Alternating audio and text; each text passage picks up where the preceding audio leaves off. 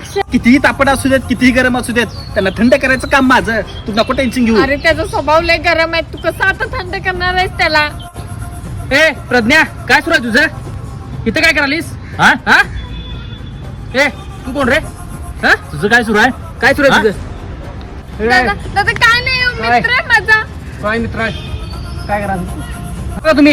हा? अहो ती आम्ही गोकुळची लस्सी प्यालतो. काय सांगालास? गोकुळची लस्सी प्यालास?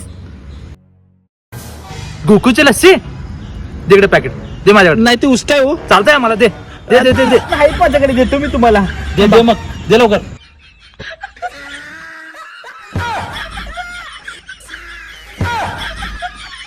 एक नंबर आहे बाबा. नागपुरा